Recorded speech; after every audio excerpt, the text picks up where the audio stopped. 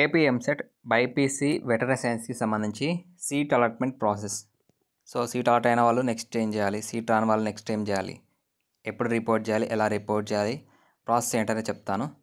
So డిస్క్రిప్షన్లో Telegram channel, WhatsApp channel ఉంది, join కండి. మిగతా కోర్సెస్కి సంబంధించి కానివ్వండి, అప్కమింగ్ మీ కెరీర్కి సంబంధించి ఏమైనా అప్డేట్స్ ఉన్న, జాబ్స్కి సంబంధించి ఇన్ఫర్మేషన్ ఉన్నా సో అందులో అప్డేట్ చేయడం జరుగుతుంది.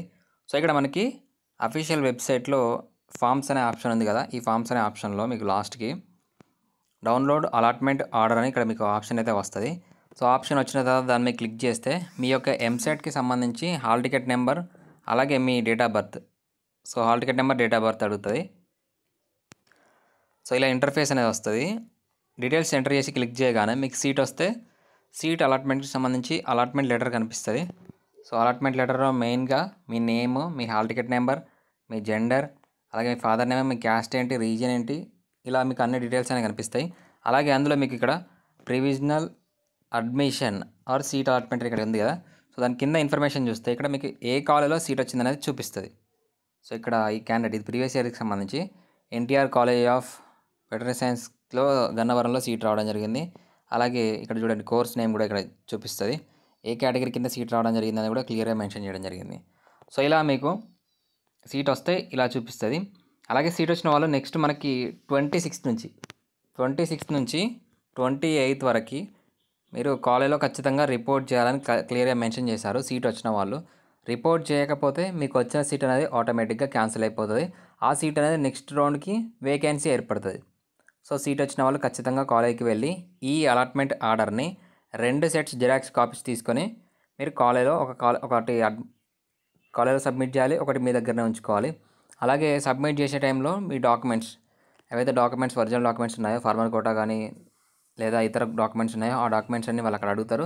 ఆ డాక్యుమెంట్స్ కూడా మీరు మ్యాక్సిమం అక్కడ సబ్మిట్ చేయాల్సి ఉంటుంది. ఇక్కడ మీకు మీ అలాట్మెంట్ ఆర్డర్లోనే బాటంలో కనిపిస్తాయి ఏమేమి డాక్యుమెంట్స్ అనేది సబ్మిట్ చేయాలి ఏందనేది డీటెయిల్స్ అయితే చూపిస్తుంది.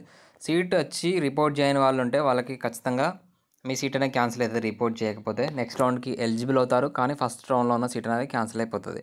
ఒకవేళ మీకు నెక్స్ట్ రౌండ్లో వేరే కాలేజ్లో సీట్ వస్తే మళ్ళీ ఈ కాలేజ్కి వచ్చి ఆ ఒరిజినల్ డాక్యుమెంట్స్ తీసుకొని వెళ్ళి మళ్ళీ ఆ కాలేజ్లో రిపోర్ట్ చేయాల్సి ఉంటుంది. సీట్ రాని వాళ్ళ పరిస్థితి ఏంటి అంటే, సీట్ రాని వాళ్ళు డైరెక్ట్గా నెక్స్ట్ రౌండ్లో వెబ్ ఆప్షన్స్ అనేది ఇవ్వచ్చు. సో ఆ నెక్స్ట్ రౌండ్ ఎప్పుడు ఉంటుంది అని అంటే అది మనకి డిలే కావచ్చు. ఎందుకంటే ఇప్పుడు ప్రజెంట్ నీట్కి సంబంధించి కౌన్సిలింగ్ ఉన్నది కాబట్టి చాలామంది స్టూడెంట్స్ వెటరనరీ నుండి మళ్ళీ నీట్కి కన్వర్ట్ అయ్యే వాళ్ళు కూడా ఉంటారు. ఒకవేళ వెటరనరీ సీట్ వచ్చి మళ్ళీ నెక్స్ట్ నీట్లో సెకండ్ రౌండ్ కానీ థర్డ్ రౌండ్ కానీ వెబ్ ఆప్షన్స్ ఇచ్చుకునే వాళ్ళు ఉంటారు.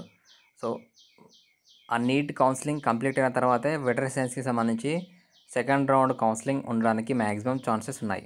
సో ఈలోపు ఏమైనా అప్డేట్ వస్తే వెటరనరీ సైన్స్ గురించి మళ్ళీ అప్డేట్ చేస్తాను. డిస్క్రిప్షన్లో టెలిగ్రామ్ ఛానల్, వాట్సాప్ ఛానల్ ఉంది. ఏమైనా అప్డేట్స్ కానీ ఫ్యూచర్లో మీకు మీ కోర్స్ని బేస్ చేసుకొని జాబ్స్ ఏమైనా ఉంటే, గవర్నమెంట్ జాబ్స్ కానీ ప్రైవేట్ జాబ్స్ కానీ ఏమైనా ఉంటే మన ఛానల్లో ఇన్ఫామ్ చేయడం జరుగుతుంది కాబట్టి సో జాయిన్ కండి. అలాగే డిస్క్రిప్షన్లో మెంటర్షిప్కి సంబంధించి వాట్సాప్ నెంబర్ ఉంటుంది. సో మీకు మిగతా కోర్సెస్కి సంబంధించి గైడెన్స్ కావాలనుకుంటే కూడా జాయిన్ అవ్వచ్చు. Thank you.